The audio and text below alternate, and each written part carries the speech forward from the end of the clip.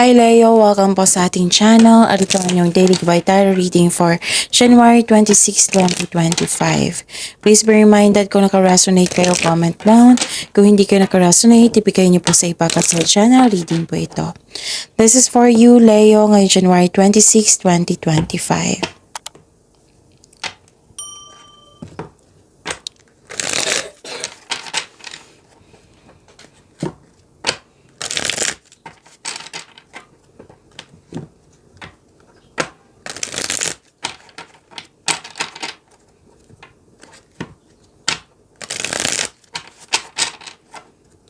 Para po ito sa inyo, Leo, ngayong January 26, 2025. Maraming salamat po sa inyong patuloy na suporta at maraming salamat din po sa mga hindi nag-skip ng ads.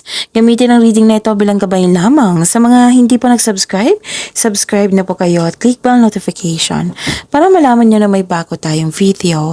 Para sa mga gusto magpa-reading po, may lumabas dyan sa screen nyo ngayon. Panoorin nyo po, sundin ng instruction. Mga ganap po para kay Leo ngayong January 26, 2025. I need 3 cards po.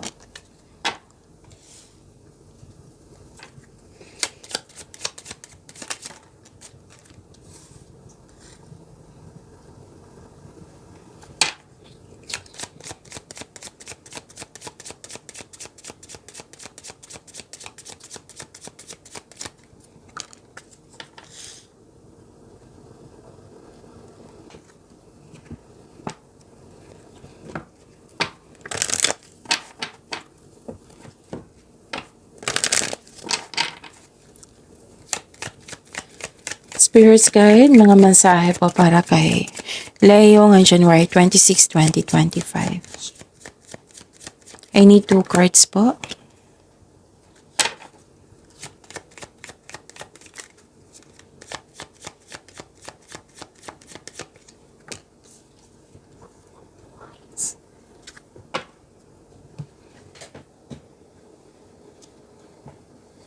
Okay. Leo, ngayong January 26, 2025, may nakita ko ditong dumating na opportunities na bibigyan mo siya ng desisyon. Pipili ka at bibigyan mo siya ng desisyon. Love is blooming. Nagkaroon ng panahon sa sarili, taking time for yourself, self-care. You love yourself more. And nakita ko dito yung romance, affection, attraction. Nakita ko rin dito yung hope and healing po. Personal development, recognition, marami kayong ideas na gustong gawin. Naka-receive kayo ng blessings. Wow. So, expect a powerful change, Leo. And a time to give rather than take. So, magiging generous kayo sa araw na ito. Spirits Guide, mga ganap pa para kay Leo ngayong January 26, 2025.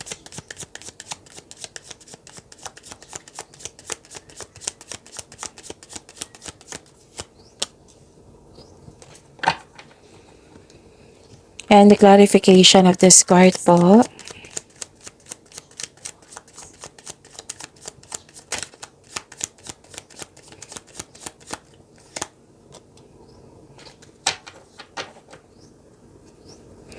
Okay.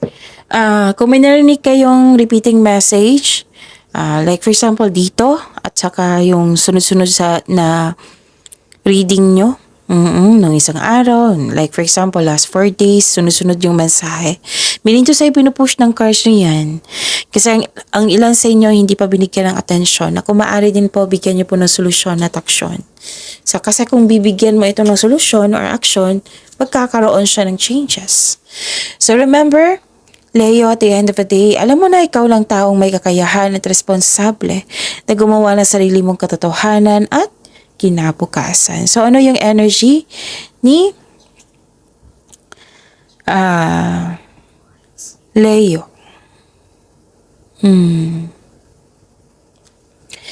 Nakikita ko dito na nagkaroon po ng parang nilalaban mong pagbabago, natatakot ka sa changes dahil ayaw mo mag-move on.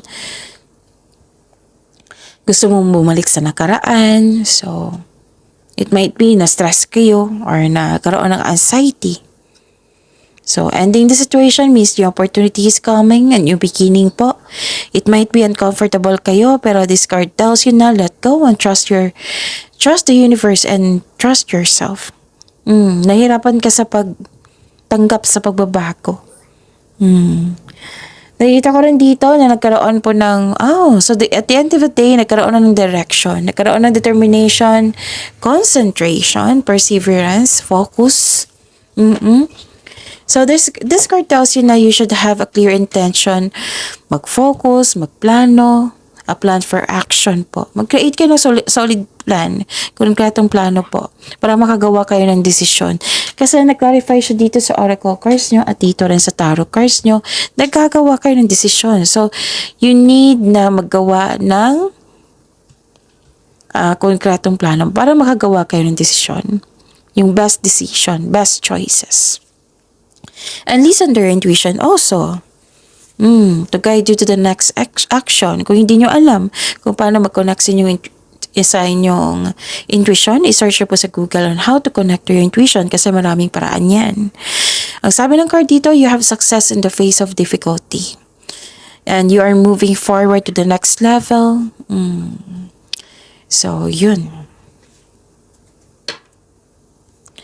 Spirits Guide, kayo and money po ni Leo ngayon, January 26, 2025.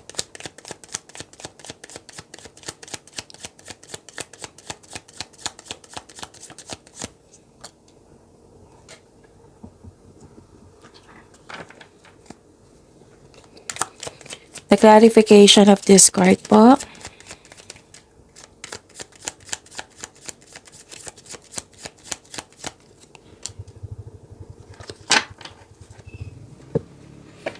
Huwag mawalan ng pag-asa. Okay? Be confident. Huwag kayo mag-give up. Tapusin mo yung mga ginagawa mo. Magtiwala sa inyong sarili.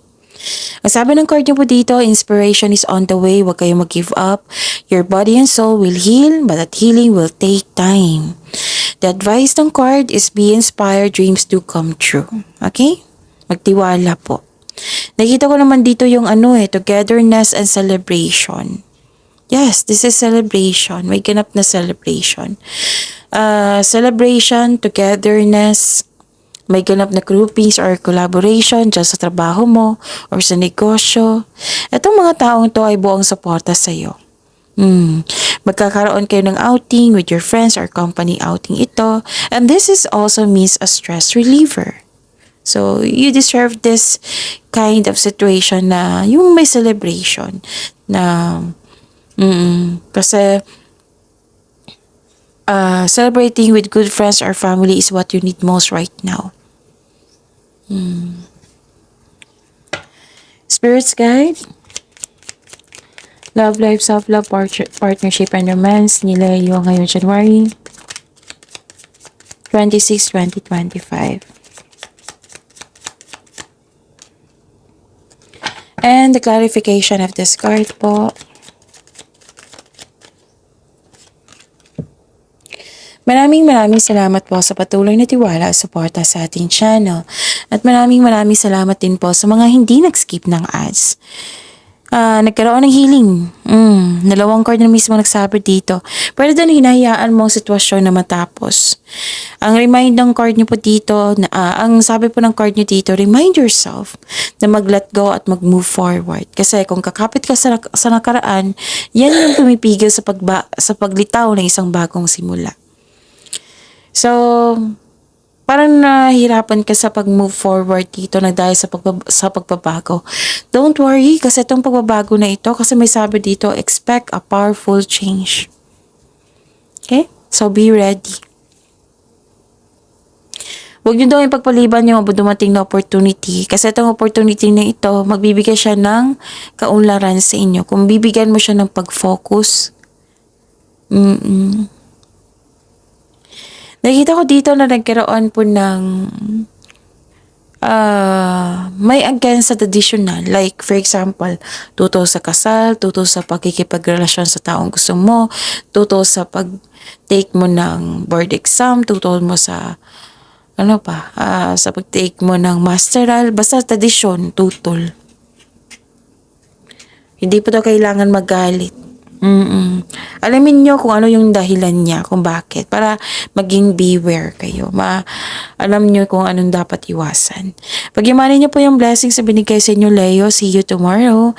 Please like, subscribe, and click the button for notification para updated po kayo sa daily tarot reading natin. Maraming salamat po.